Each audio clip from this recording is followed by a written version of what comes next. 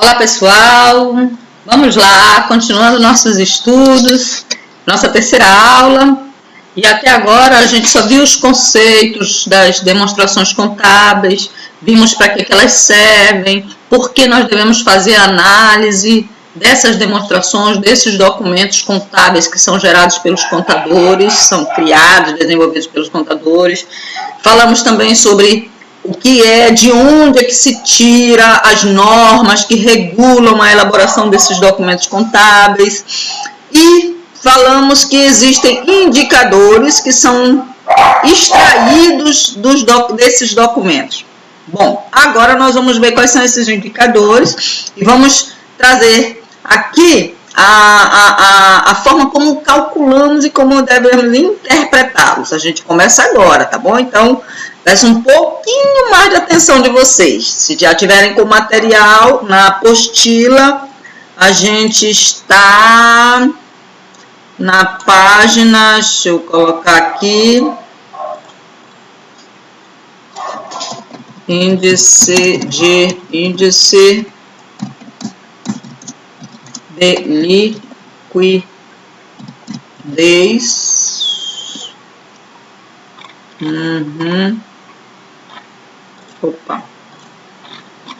Índices de liquidez, a gente está na página 56, os índices de liquidez, tá bom? Vocês deem uma olhadinha depois lá nessas liquidez, quais são, ok? E aí, vou mostrar para vocês aqui nos slides, vamos lá? Eu esqueci de tirar, né, a minha imagem. Deixa eu diminuir aqui, me colocar no cantinho para vocês verem. Opa. Meu mouse não está dos melhores. Só um segundinho.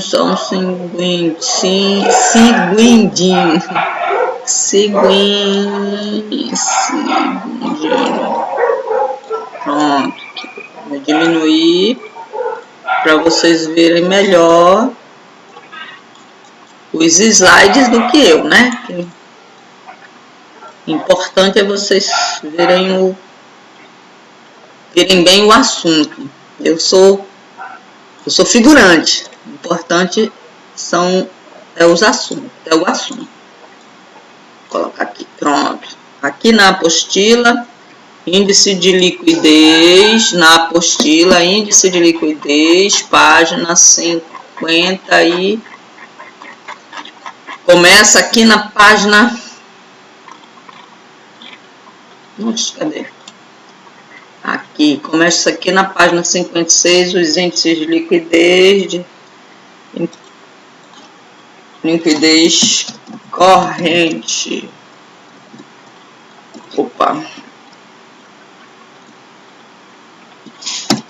Liquidez corrente.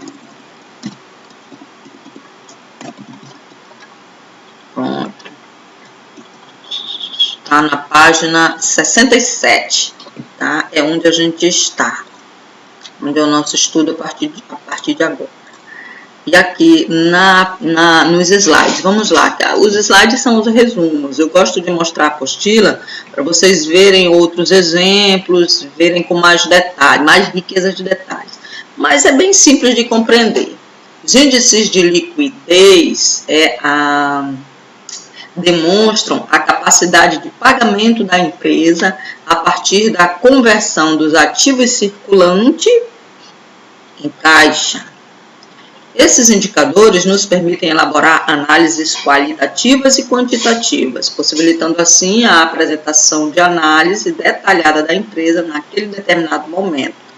Vamos lá, é importantíssimo compreender a capacidade de pagamento de uma empresa, é uma das principais preocupações da análise e de credores. São 4 os tipos de índices de liquidez. Temos a liquidez imediata, a liquidez corrente, a liquidez seca. São 4 os tipos de liquidez. Importante lembrar que a liquidez, ela demonstra a capacidade de pagamento da empresa. transformando os ativos circulantes em caixa, em condições de quitar as dívidas, vamos chamar assim, imediatamente. Liquidez, em como transformar esses ativos que nós temos aqui mais fáceis de transformar em dinheiro. Quais são? Eles quitam, eles pagam as contas do ativo circulante, as contas da empresa, as obrigações da empresa de determinado período. Essa é a importância da liquidez. E mais importante que isto aqui, é um índice muito observado pelos nossos bancos. Trata-se de aí a gente inicia falando da liquidez imediata. A gente começa logo falando da liquidez imediata. Opa, a gente tem 4 tipos de liquidez e a gente começa falando da imediata, ou seja, da mais rápida, do que tem ali a mão, bem fácil de transformar em dinheiro. Trata-se de um índice conservador, considera apenas caixas, saldos bancários e aplicações, que são coisas que rapidamente a gente consegue transformar em dinheiro, né? A gente sabe que consegue transformar ele em liquidez, ou seja, é rápido de acontecer.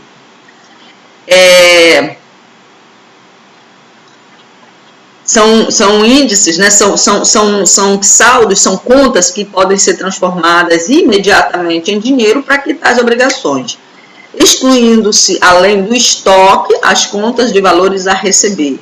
Só considera esse índice de liquidez imediata, ele só vai levar em consideração 3 coisas. O que temos de caixa, de dinheiro, ali no caixa, na empresa, líquido em dinheiro, né? O que nós temos no banco guardado e o que nós temos em aplicações bancárias que podem ser baixadas. São essas 3 continhas aí, a liquidez imediata. Opa, deu uma coisa aqui e agora a gente precisa juntar dinheiro. O que a gente tem no caixa? Puxa o que tem aí de caixa de dinheiro.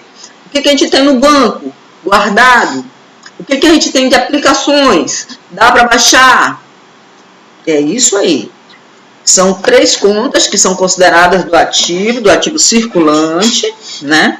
E que podem ser usadas para quitar as dívidas de curto prazo, ou seja, do patrimônio do passivo circulante. E aí nós vamos ver. A fórmula é simples, olhem. A fórmula é passivo, os disponíveis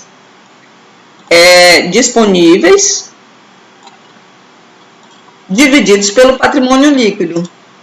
Mas disponíveis somente essas 3 contas, as demais disponíveis são somente essas 3 contas, as demais contas do ativo circulante não, tá bom?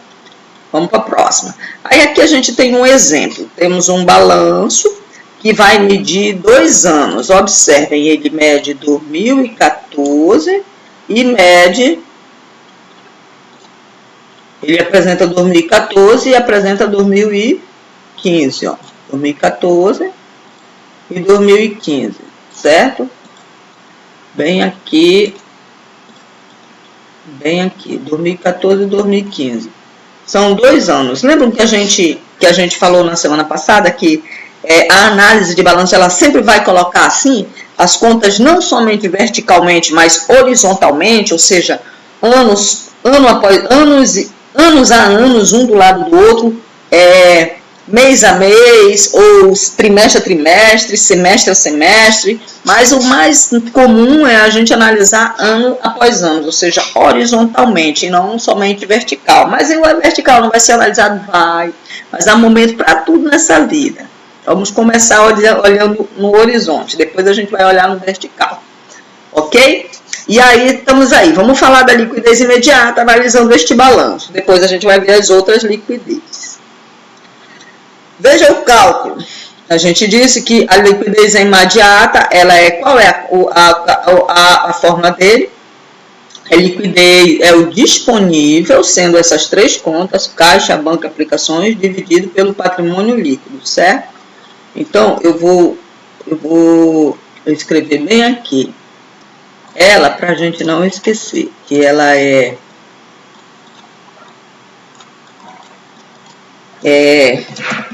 liquidez imediata são as contas. Opa, mas tá chato.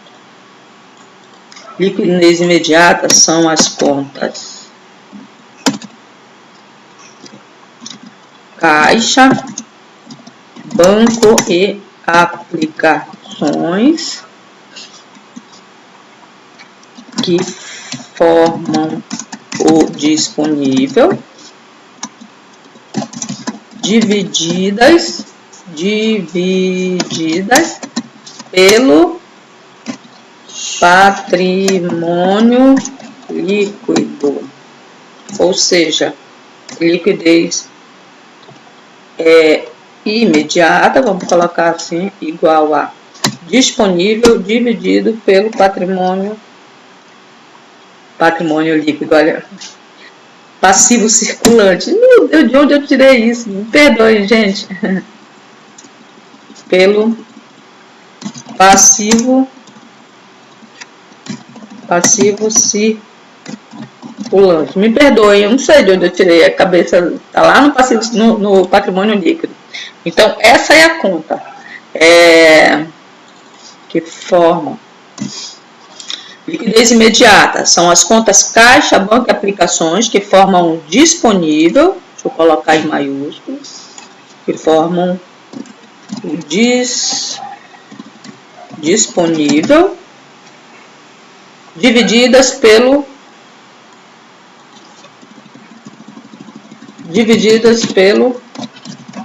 passivo circulante. Eu quero botar em maiúsculo. Divididas pelo passivo circulante, ok? Aí a gente vai lá no balanço que nós temos ali e vamos ver essa conta. Copiar daqui para lá para a gente, vou colocar bem aqui. O que nós queremos fazer? Nós queremos fazer a liquidez imediata, que são as contas caixa, banco e aplicações que formam o disponível, divididas pelo passivo circulante. Então, o que nós vamos pegar aqui? Nós vamos pegar... Opa, mas aqui a gente não está vendo... Quais são as contas que a gente está procurando? A gente está procurando caixa, banco e aplicações. Mas nesse balanço aqui, professora, não tem banco e aplicações, só tem caixa. Perceberam aqui? Ó, até gravei para vocês. Então, só tem caixa. Essa empresa só trabalha com caixa. Só vende, a vista vende no dinheiro, né? E não usa conta bancária para nada. Hoje em dia isso é uma falácia. É impossível, né? Mas... nesse nosso exemplo, nós vamos usar somente essa conta, caixa. Então, qual é o valor do caixa? R$40 mil. E o passivo circulante? Isso em relação a 2014. Vamos analisar ano a ano. Primeiro, 2014. O passivo circulante em relação a 2014 é 340 mil. Opa, então nós temos a conta aqui. Nossa liquidez imediata vai ser igual a 40 mil dividido para 340 mil. É isso aqui a nossa liquidez imediata. Ó. Vejam bem. Certinho? Ok, vamos voltar lá no nosso exemplo. Vamos fazer o cálculo. 40 mil dividido para 340 mil, isso em 2014, vai dar 0,12 para cada R$1. Então, para cada R$1 de patrimônio, de passivo circulante, nós temos 0,12 centavos para pagar. E só isso. Eu devo R$1 e tenho disponível à mão apenas 0,12 centavos. E em 2015 o que aconteceu? A mesma situação, a gente vai lá no balanço e pega o caixa, no caso nesse exemplo aí, caixa, banco e aplicações, que no nosso exemplo só tem caixa, que é 10 mil, e divide pelo passivo circulante do ano de 2015. Vamos lá atrás. Aqui nós temos 2015, caixa de 2015, 10 mil, passivo circulante, 280 mil. Então, quanto que vai ficar isso? Deu 0,04 centavos para cada R$1. Ô, professor, isso é bom ou ruim? Bom, tem a interpretação. E na interpretação diz, o exemplo mostra o quanto dispomos imediatamente para saldar dívidas de curto prazo. Todo o nosso passivo circulante, o que nós estamos devendo assim em um ano, a gente só tem 12 centavos para pagar isso imediatamente. Se for preciso pagar R$1, não tem, não é? Então, para efeito de análise, é um índice sem muito destaque, pois relaciona dinheiro disponível com valores que vencerão em uma data variada, que varia de 5 dias até o final do ano. É verdade. O prazo é muito longo para a gente pensar, né, em um ano, e aí eu vou ver nesse momento, né, o caixa, quanto que fica imediatamente. Se eu fosse fazer agora, quanto que dava nas minhas contas todas do passivo? Daria 12 centavos disponível. Bom, é um índice que chama a atenção dos avaliadores de crédito. Pronto, eu nem preciso dizer quem são esses avaliadores de crédito. Normalmente são bancos, e os bancos eles usam esse índice como fundamento para a liberação de crédito. Deram análise de financiamentos, empréstimos. O banco olha isso aí, essa liquidez imediata. Outra liquidez, a liquidez corrente, também muito importante de análise. Calculada a partir da razão entre os direitos a curto prazo da empresa, que são caixa, banco, estoque e clientes. Opa! A liquidez corrente ela é diferente da liquidez imediata. A liquidez imediata ela só leva em consideração banco, caixa e aplicações financeiras, né? E a liquidez corrente não, ela leva banco, caixa e estoque e clientes. Então é diferente. E as dívidas de curto prazo, que são o mesmo passivo circulante, empréstimos, financiamentos, tributos, fornecedores, mas essas dívidas de curto prazo é de um ano até 12 meses ou até dentro do mesmo exercício, né?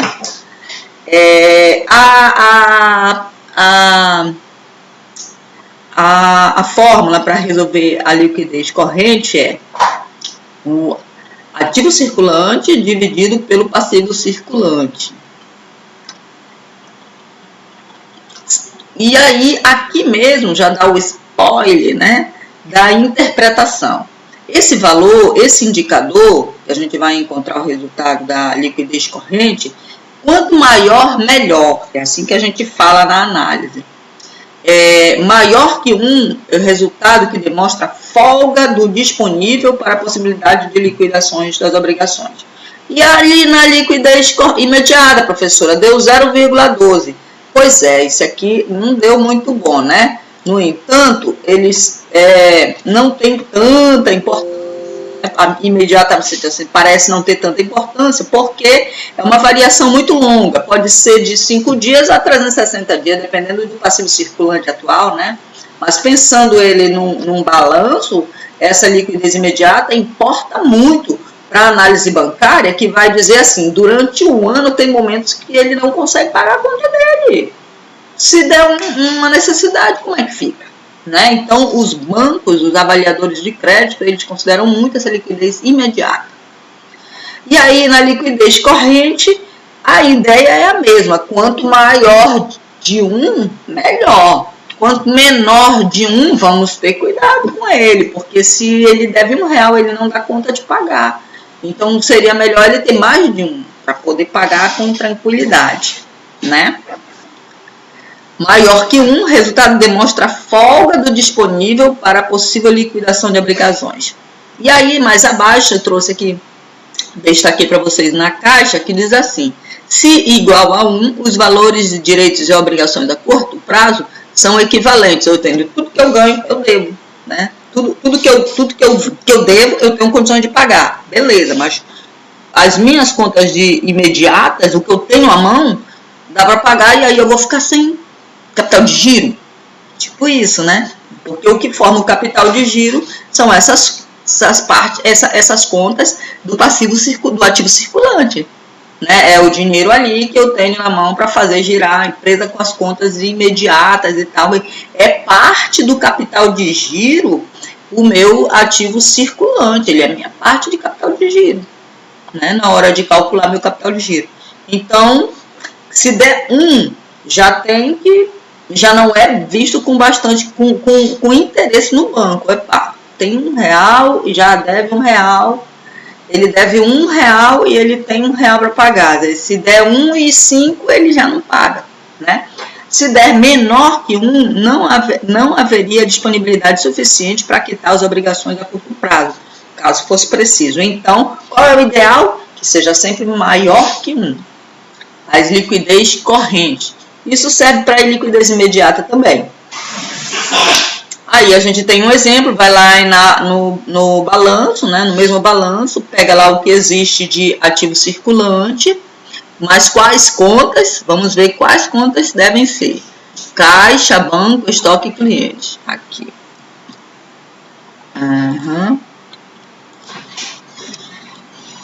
Ativo circulante. Quais? Caixa, vou botar menor. Caixa, banco, estoque e cliente. A outra não considerava essas duas contas aqui. Perdão. Vamos lá. No balanço, 2014, caixa,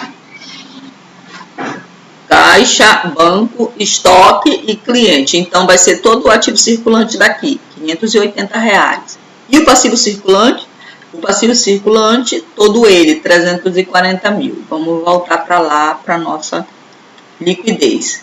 Então, a gente tem, em 2014, 580 e de passivo circulante, 340. Que, dividindo um pelo outro, olha, você vê que o ativo circulante está bem maior do que o passivo. E só daqui a gente já entende que está muito bem, né? Nas outras contas, a gente percebe que o disponível está bem menor do que o passivo, né?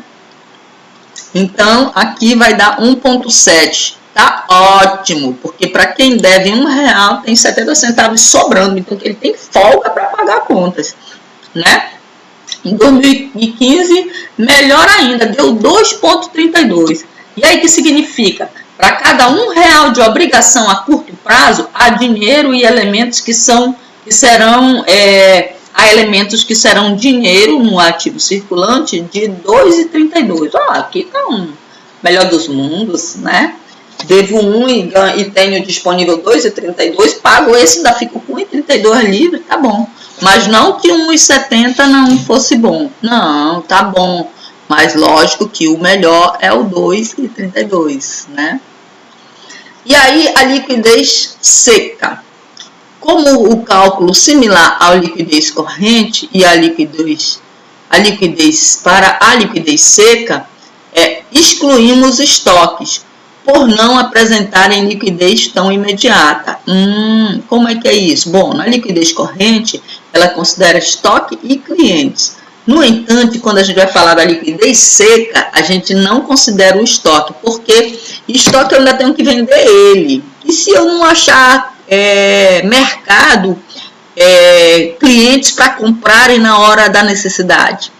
Eu vou ter que diminuir o preço para poder vender mais rápido, e ainda assim pode levar tempo e eu posso não conseguir fazer o dinheiro necessário, né? Estoque é dinheiro, mas se for imediato, ele posso não conseguir pagar, esperando a venda ainda, né? Ele não é tão imediato assim de ser dissolvido, transformado, né, em dinheiro. O resultado desse índice serão invariavelmente menor ao de liquidez corrente. E claro que esse resultado vai ser menor que o da liquidez corrente, sendo cauteloso com relação ao estoque para a liquidação de obrigações. Então, somente o que eu tenho desconsiderando o estoque. Como é que eu faço isso? Eu vou pegar todo o ativo circulante, né, menos o estoque, que no caso aqui, divido por 340 mil, que é o passivo circulante, e vou ter um índice de 0,56 em 2014. Em 2015, eu vou pegar todo o ativo circulante menos o estoque. E aí eu vou dividir pelo passivo circulante, eu tenho 0,82. Na interpretação, para cada R$1 de dívida do passivo circulante, a empresa dispõe de 0,56 em 2014, sem considerar o estoque. É um índice bom? Razoável, né? Para liquidez seca, mas se ele desse 1, seria perfeito. A ideia é essa, é que esses índices, todos eles sejam de 1 para cima. Valores abaixo de 1, é preciso ter cautela na análise. Essa liquidez seca, ela já não tem tanta interferência, nem tanta visibilidade pelos bancos, mas a liquidez corrente, a liquidez imediata e a liquidez geral, sim. Em 2015, para cada R$1 de obrigação a curto prazo, há 82 centavos de cobertura para quietação, ou seja, eu devo R$1, tenho 82 centavos. Se tivesse 1 para 1, tá bom. Mas o ideal é ser mais de 1, sempre. Todos esses indicadores de liquidez. E aí vamos para a liquidez geral. Essa aqui é muito importante, o banco não desconsidera ela de jeito nenhum. Esse índice leva em consideração a situação a longo prazo da empresa, porque a análise ela não vai se basear apenas no que tem de contas da empresa em um ano, porque a gente sempre sabe que os empréstimos bancários, por exemplo, a maior parte deles é de 12 meses, capital de giro é 12 meses, né? Mas eles chegam até 24 meses para pagar em capital de giro. Então, é 2 anos, não é só o imediato que importa. O que está de longo prazo também é importante. Muitas empresas pegam empréstimos, financiamento, que vão pagar aí até 10 anos.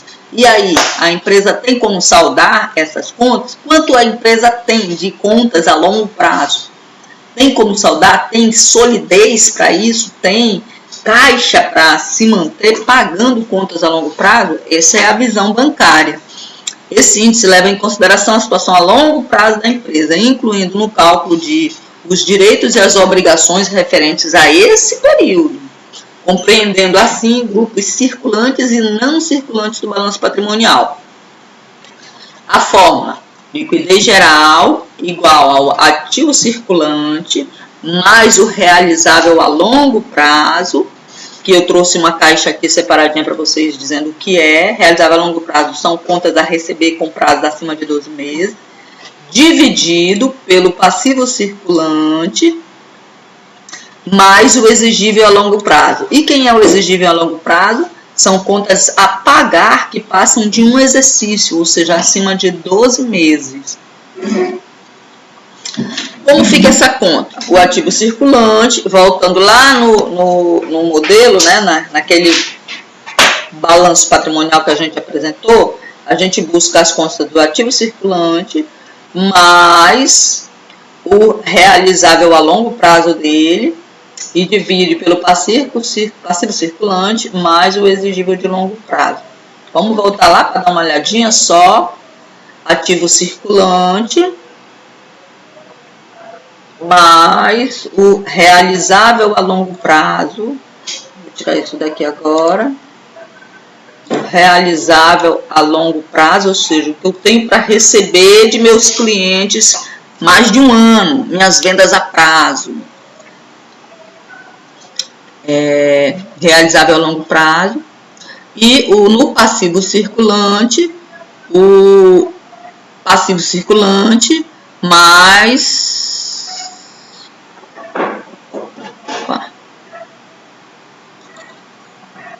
Cadê? Mas ele considerou. o exigível a longo prazo, o passivo circulante mais o exigível a longo prazo. Aqui é para ter também, cadê? Ah, tá aqui. Aqui, bem aqui. Os financiamentos em longo prazo, 100 mil, no caso de 2014, né? E aqui, o nosso realizável a longo prazo é 50 e o nosso exigível a longo prazo são os financiamentos que mais de 12 meses, 24 meses, 36, 48, por exemplo, compra de veículo, né, que não é, ninguém compra com menos de 48, se o caboclo que compra com carro para pagar com 12 meses é rico hoje, hein? Ainda mais no momento que nós estamos vivendo. Então, financiamentos de longo prazo aqui, financiamento bancário, que nenhum vai ser menos de 24, 36, 48 meses, 60 meses até, então tá bem aqui. Pronto. Aí, vamos voltar lá, aqui nós temos o ativo circulante mais o exigível, né, e o realizável, né, e o passivo circulante mais o exigível que nós estamos para pagar. E em 2015, dividindo a soma do ativo mais o realizável pelo passivo mais o exigível, a gente tem 1,43. Opa, tá boa a situação dessa empresa? Tá ótima, né? O que ele tem para pagar em longo prazo e ainda sobra 43 centavos. 2015, a mesma coisa. E aí a gente tem um saldo de 60 centavos igual, ó. Para cada R$1 de dívida a curto prazo, a 1,43 de valores a receber a curto e longo prazo. Em 2015, para cada R$1 de obrigações, a 1,66 a receber, né? Então, está perfeita a liquidez geral dessa empresa. Aí tem algumas observações. As divergências entre datas de recebimento e de pagamento tendem a empobrecer esse índice, visto que o recebimento do ativo pode divergir consideravelmente do pagamento do passivo. A questão das datas e dos prazos de pagamento é importante ter esse cálculo na hora de formar o capital de giro. Por exemplo, a gente considera os prazos, né, de entrada, de saída, de compra, de venda, de prazos concedidos e recebidos, né? Mas na hora da análise geral da liquidez geral, é muito importante ter esse cuidado. Os bancos, eles não querem saber, eles querem saber que esse resultado dê maior. Considere que sobre, se não sobrar, nada de crédito. Porém, ao analisarmos uma série de vários anos, a análise será enriquecida. Normalmente os bancos pedem 3 anos e mais o balancete do ano atual. Os 3 últimos balanços e mais o balancete do ano atual, para eles fazerem essa análise aí e saber se a empresa tem realmente tido fôlego para pagar as dívidas deles de longo prazo, acima de 12 meses. É muito importante a análise bancária, a liquidez geral e a liquidez corrente. Eles não dispensam, não. E é isso, pessoal. Queria apresentar para vocês. Esse daí é um tema muito legal, muito agradável e os exemplos são fáceis de compreender. Com os balanços ficam muito mais fáceis da gente analisar, né? Foi um prazer estar com vocês mais uma vez. Tem uma interatividade, depois vocês vejam. E até a próxima aula. Semana que vem, com certeza, eu tô com o pé que meu pé vai ficar coladinho. Eu estou com vocês na presencial. Se Deus quiser. Vou fazer o raio-x quarta-feira e nós vamos saber. Abraço, pessoal.